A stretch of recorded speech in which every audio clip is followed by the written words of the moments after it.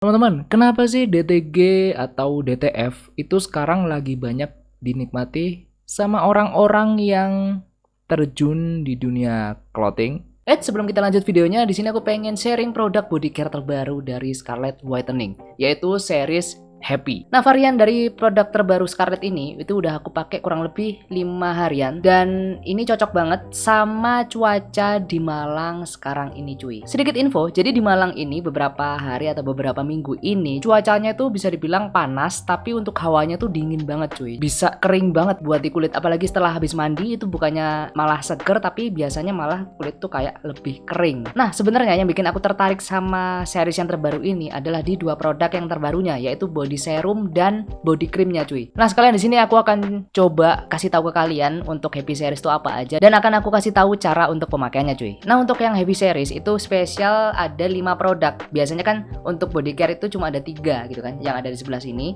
cuma ada 3 doang. Sedangkan kalau misalnya yang Happy Series itu ada 2 produk yang paling terbaru dari mereka, cuy. Dan di sini aku akan coba sekalian aja untuk ngasih tahu cara pemakaiannya seperti apa. Oke, yang pertama ada body scrub, cuy. Ada body scrub yang series Happy ini kalau aku coba ya, ini aromanya itu bisa dibilang ada kayak vanilanya, ada bau-bau jasmine, ada jeruk mandarinnya juga. Jadi ini fresh banget. Cara pemakaiannya simple banget. Jadi kalian tinggal ya seperti scrub pada umumnya, kalian oleskan sampai merata. Nah, ini kalian oles-oleskan bisa di tangan, bisa di kaki, bisa di badan, bebas. Kurang lebih seperti ini. Kemudian kalian tunggu 2-3 menit sampai scrub ini meresap di kulit kalian. Nah, untuk kandungannya sebenarnya hampir sama kayak varian-varian sebelumnya. Di sini ada glutathione dan vitamin E-nya. Manfaatnya adalah untuk membantu mengangkat sel kulit mati dan merawat kulit agar tetap halus, lembut dan nggak kering. Nah, ini kita tunggu dulu kurang lebih 2-3 menitan sampai agak menyerap. Kemudian nanti akan aku coba bilas. Oke, teman-teman, jadi untuk hasilnya seperti ini. Ini setelah aku bilas. Nah, ini kalau misalnya aku rasakan ya teman-teman, ini lebih halus banget, lebih kenyal daripada yang sebelah kanan ini aku tadi nggak pakein. Dan untuk produk lanjutannya, biasanya kalau misalnya habis body scrub itu kalian bisa pakai shower scrubnya ya. Cara pemakaiannya sebenarnya ketika kalian udah pakai body scrub tadi, kalian bisa pas lagi mandi itu pakai yang ini. Dan ini sebenarnya bisa dipakai juga sebagai pengganti sabun. Dan untuk cara pemakaiannya gampang banget, cuy. Cara pemakaiannya ya kalian tinggal tuangkan aja. Ini bulirnya enak banget, cuy.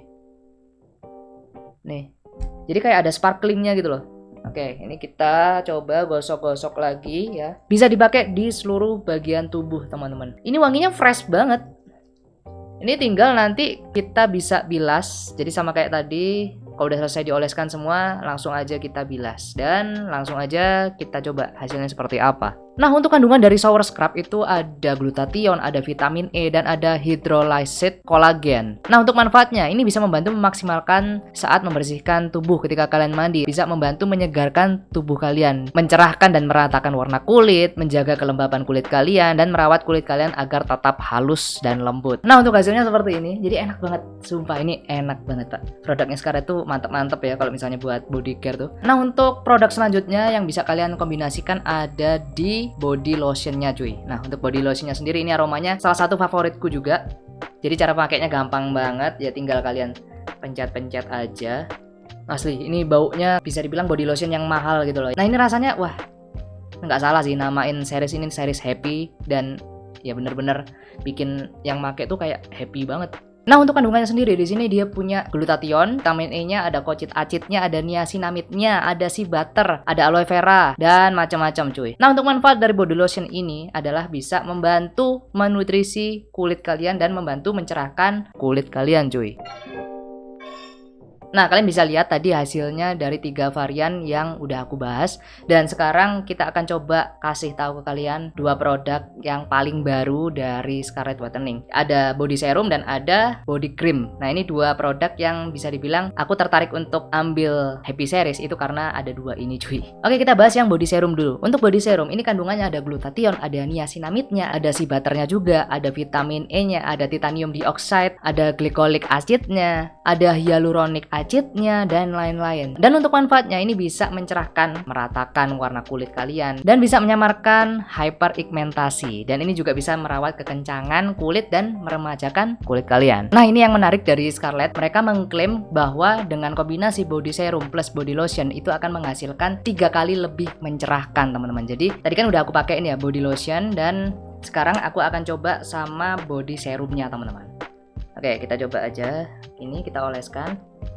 Wah, ini memang rasanya tuh lebih ada kayak aroma jeruknya gitu ya, ada jeruk mandarinnya gitu. Kalau misalnya kalau teman-teman suka bau-bau yang fresh, ini cocok banget. Ini yang aku rasakan ya teman-teman, ini bisa dibilang ya kayak tadi aku bilang, manfaatnya itu bisa merawat kekencangan kulit dan bisa dibilang ini kenyal banget gitu. Nah, untuk hasilnya seperti ini ya. Ini kalau misalnya mungkin dari kamera tidak terlihat, tapi ini yang aku rasakan sendiri. Jujur ini lebih kayak kenceng gitu, tambah kenceng dan lebih lembab, enak banget. Oke, yang terakhir ada body cream. Nah, untuk body cream sendiri, ini kombinasinya sama pakai yang body serum teman-teman. Dan untuk klaim dari Scarlett, mereka bilang bahwa dengan kombinasi dua produk ini akan menghasilkan 4 kali lebih melembabkan. Ini biasanya aku pakai ketika siang hari teman-teman, siang atau mungkin malam, karena kalau misalnya siang itu kondisinya di Malang itu anginnya kencang banget dan cuacanya itu panas, sedangkan kalau malam itu cuacanya dingin tapi udaranya tuh kering. Jadi aku pakai dua produk ini ketika siang, apalagi ketika aku lagi keluar rumah, dan malam hari ketika aku mau tidur. Untuk yang sebelah kanan ini tadi kan kita tidak pakai produk apapun ya, kita tidak mencoba untuk 3 varian sebelumnya, jadi kita hanya coba ini pakai dua produk yang terbaru gitu. Oke, ini udah aku pakein untuk body serumnya. Sekarang kita pakaikan kombinasi pakai body cream teman-teman. Cara pakainya sama. Ini sebenarnya produk dari Scarlett tuh gampang-gampang cuy. Cara pakainya tuh nggak ribet gitu, tinggal oles-oles aja. Nah, untuk kandungan dari body cream itu ada hyaluronic acid, ada niacinamide-nya, sea butter, ekstrak aloe vera, titanium dioxide, dan lain-lain. Dan manfaatnya sendiri ini bisa dibilang memberikan kelembapan ekstra pada area kulit yang kering dan bisa menghaluskan area kasar kayak siku, lutut, kaki. Dan ini juga bisa membantu merawat elastisitas kulit kita. Oke, jadi kurang lebih seperti ini untuk hasil pemakaiannya. Yang aku rasakan ini sebenarnya aku udah pakai jauh-jauh hari gitu ya. Jadi udah 5 harian aku pakai. Memang enak gitu. Ini lebih lembab sih. Nah, menurutku dua produk ini bisa dibilang kayak boosternya dari 3 varian yang sebelumnya gitu. Jadi bisa dibilang ini sebagai tambahan buat kalian ingin memaksimalkan hasil yang lebih wow lagi gitu ya. Dan itu sangat membantu untuk kondisi di ya cuaca seperti ini cuy, apalagi yang panas, dan kulit butuh asupan nggak cuma dari dalam tapi juga dari luar. Buat kalian mungkin yang pengen kepo-kepo sama produk-produk yang lain dari Scarlett, kalian bisa langsung aja cek Instagramnya di @scarlett_whitening, atau kalian mungkin pengen langsung beli itu juga bisa. Kalian bisa langsung aja cek Shopee-nya, link aku taruh di bawah. Itu ada Scarlett Official Shop ya, langsung klik di situ kalau misalnya pengen order. Sekali lagi aku jujur sangat merekomendasikan produk ini. Oke, kalau gitu mumpung lagi fresh gitu kan, lagi happy, langsung aja deh kita coba bahas tentang tema kali ini. Hello good people, balik lagi sama aku Ganjar kayak Pepper Clouds.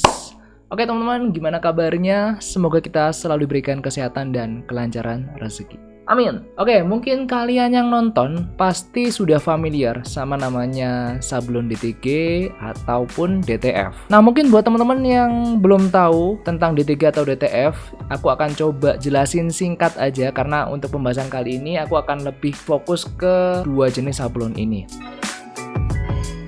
Oke, yang pertama DTG. DTG itu singkatan dari Direct to Garment, yang berarti gampangnya gini teman-teman, artinya tuh keseluruhan proses sablon itu sudah lewat mesin semua gitu, tanpa pakai tenaga manusia. Jadi nggak perlu untuk afdruk film, nggak perlu untuk cetak filmnya, kemudian disablon, itu nggak perlu teman-teman. Jadi semua itu udah langsung by mesin. Yang dimana kalau misalnya pakai DTG itu bisa pakai namanya ada printer untuk ngeprint di kaos gitu ya. Nah, kemudian untuk DTF itu singkatan dari Direct Transfer Film. Untuk metode DTF ini sebenarnya bisa dibilang menggunakan bantuan kertas gitu, sama tepung untuk perekat sablon. Jadi ada tepung khususnya gitu. Setelah itu kaos atau kain kemudian dipres ya, dipres itu dengan temperatur tertentu untuk bisa mendapatkan atau menghasilkan sablon DTF yang berkualitas. Nah, untuk jenis tintanya pun yang dipakai berbeda cuy.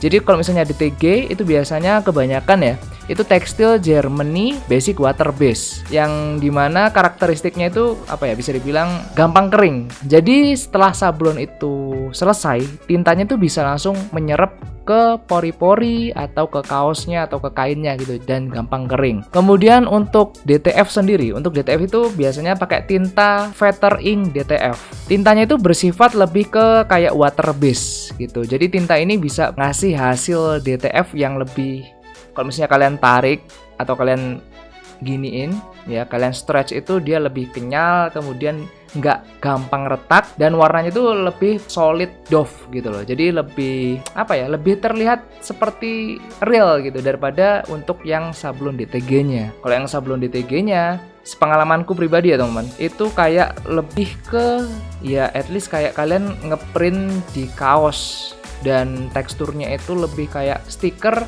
ditaruh di kaos lah, gampangnya seperti itu. Sedangkan kalau DTF itu menurutku masih agak memper-memper sama sablon plastisol kalau dari jauh gitu. Walaupun mungkin ketika kalian pegang itu akan terasa bedanya sablon manual plastisol sama sablon DTF.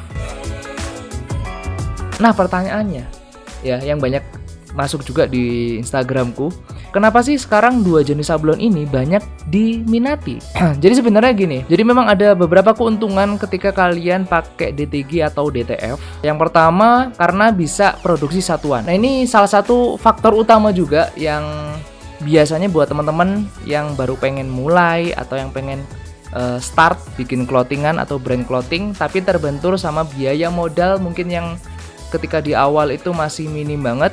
Biasanya budgetnya mungkin untuk produksi nggak nyampe di 1 lusin atau 2 lusin per desainnya. Nah, kebanyakan mereka ambil alternatif ini. Nah, biasanya untuk orang-orang yang baru mulai atau yang terkendala modal minim, biasanya orang itu cetak 2 pieces untuk 1 desain gitu. Jadi dia punya budget sekian tapi bisa dapat katalog atau desain yang diproduksi itu lebih banyak gitu kan.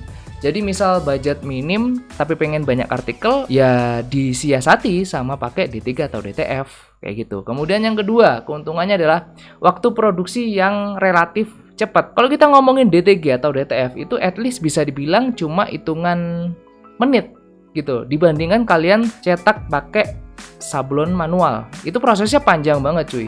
Itu nggak bisa semingguan lebih lah. Belum lagi kalau misalnya antriannya banyak gitu kan, vendornya antriannya banyak, itu bisa makan waktu sampai 2-3 minggu mungkin. Sedangkan untuk DTG atau DTF itu ya hitungan jam itu bisa. Apalagi kalau misalnya vendornya itu mesinnya lebih dari 1, ya at least bisa dibilang hitungan menit sebenarnya bisa selesai. Apalagi DTG itu prosesnya ya kalian tinggal masukin film, ada mesin printernya, taruh kaos, cetak, selesai gitu. Paling hitungan menit nggak sampai 1 jam udah bisa 1 kaos. Kemudian keuntungan yang ketiga adalah kalian bisa cetak kaos kalian itu tanpa bingung warna desain kalian seberapa banyak pun itu bisa. Ya kalian nggak perlu bingung-bingung lah gampangnya gitu untuk ngurusin warna.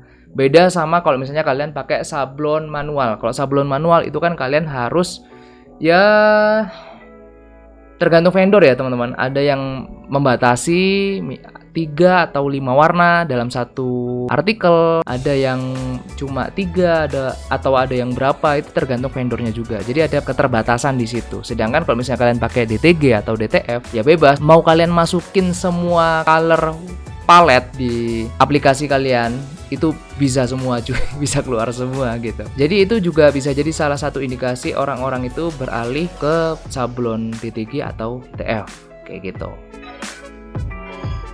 Nah, kalau misalnya kalian tanya ke aku, Mas, rekomen mana sih DTG atau DTF? Ya, kalau aku pribadi ya, ini opiniku pribadi ya, dan sepengalamanku pribadi juga. Kalau aku dari hasil jadinya dan mungkin perawatannya, itu aku lebih suka DTF, teman-teman. Kenapa? Yang pertama, warna itu lebih solid dan lebih kelihatan real, lebih kelihatan enak dilihat itu kalau misalnya pakai DTF gitu kan. Warnanya lebih solid lah menurutku. Terus tekstur yang didapat itu lebih bagus daripada kita pakai DTG. Nah, tapi sebenarnya balik lagi ke vendornya teman-teman. Kadang vendor satu sama vendor yang lain walaupun sama-sama pakai DTF itu juga akan hasilnya berbeda. Tergantung mesin dan settingan mereka untuk produksi seperti apa. Terus kalau misalnya kalian tanya, Mas, mending sablon DTG atau DTF sama sablon manual mending mana? Kalau aku sebenarnya tergantung cuy. Tergantung kondisi kalian sekarang tuh seperti apa gitu kan. Modal kalian sekarang tuh kondisinya seperti apa. Nah, yang tahu kan kalian. Gampangnya gini deh. Oke, kita coba study case. Anggaplah kita pengen bikin brand clothing. Anggaplah aku punya duit 1 juta doang nih. Aku pengen cetak kaos di ya Combat 30S, sablonnya ukuran A3, pakai plastisol. Kayak gitulah standar. Nah, kemudian kita coba bagi dua ya, yang sablon manual sama sablon D3 atau DTF. Oke, yang pertama sablon manual. Kalian ketemu vendor, anggaplah nemu minimal order satu desainnya itu satu lusin gitu ya. Ketemulah harganya untuk cetak itu satu piecesnya di harga 75.000, anggaplah seperti itu. Nah, kalau misalnya dengan minimal order 12, berarti kan 75.000 kali 12, itu kan ketemu 900.000 gitu kan. Kalian harus mengeluarkan 900.000 untuk mendapatkan satu artikel aja. Kalau misalnya kita compare, anggaplah dengan spek yang sama kayak tadi aku bilang, Combat 30, sablon A3, pakai DTF gitu kan. Ketemu speknya seperti itu dengan harga 75.000 per piecesnya. Anggaplah sama gitu kan. Sama-sama keluar 900.000, tapi kalian bisa mainkan di nggak cuma satu desain aja, kalian bisa jadi 2 desain atau bisa jadi 3 desain gitu kan. Tinggal dibagi-bagi aja, terserah per piecesnya berapa. Nah, kalau misalnya kalian sendiri gimana? Prefer kemana? Apakah kalian ya pengen tetap pakai sablon manual dengan 900.000 untuk satu desain, atau kalian ngeluarin 900.000 untuk 2 sampai 3 desain? Itu bisa, tergantung kalian. Oh ya, ini aku mau disclaimer dulu. Jadi untuk harga itu tergantung vendor ya teman-teman. Jadi sesuaikan sama vendor yang pengen kalian pilih gitu. Jadi ini hanya hitungan-hitungan kasar aja. Nah, kalau misalnya menurut kalian gimana? Mending sablon manual atau pakai D3 atau DTF? Coba komen di bawah. Nah, dari situ sebenarnya aku pengen bilang kalau misalnya sekarang tuh bisnis itu perencanaan awal yang matang itu menurutku sangat penting daripada kita bisnis itu startnya dari tarkam. Tarkam tuh gimana mas maksudnya? Tarkam tuh gini cuy. Jadi kalau misalnya dulu ya, kalian mungkin tahu mindset atau pemikiran orang, ya pokoknya jualan dulu, urusan laku atau nggak laku belakangan. Ada yang pernah dengar? Kalau misalnya kalian pernah dengar ya berarti kalian orang lawas lah, orang lama gitu. Aku pun dulu juga tahu gitu, ada orang, ya bukan ada sih, banyak orang yang bilang yaudah nyoba dulu aja, urusan laku atau nggak laku, jalan nggak jalan itu urusan belakangan. But untuk zaman sekarang cuy, kayaknya untuk mindset seperti itu udah nggak relate gitu. Kalau sekarang tuh harus bisa adu kreatif, adu gagasan, adu apalagi ya, adu mindset. Jadi kita tuh nggak bisa ya sekedar hanya ya asal jalan aja. Kita harus butuh perencanaan yang matang gitu. Ya mungkin next aku akan coba bikin video atau konten tentang gimana sih caranya memulai bisnis clothing dengan yang apa ya, nggak asal-asalan gitu ya. Jadi emang harus terkonsep dari awal, jadi nggak bisa gambling gitu ya. Mungkin aku akan bikin di next video. Oke, kita mundur sedikit. Aku pengen tanya ke kalian, dengan apa yang aku udah jabarkan tadi, kalian pengen seperti apa? Apakah pengen nyoba DTG atau pengen nyoba DTF atau pengen tetap di sablon manual? Coba komen di bawah, kasih alasan kenapa kalian milih itu ya teman-teman. So, mungkin sekian dulu untuk video kali ini. Thank you guys for watching. Jangan lupa untuk like, share, comment, and subscribe. Stay safe, stay strong, never give up. Paper Claw out. Bye bye teman-teman. Thank you guys for watching. See you next video. Bye bye.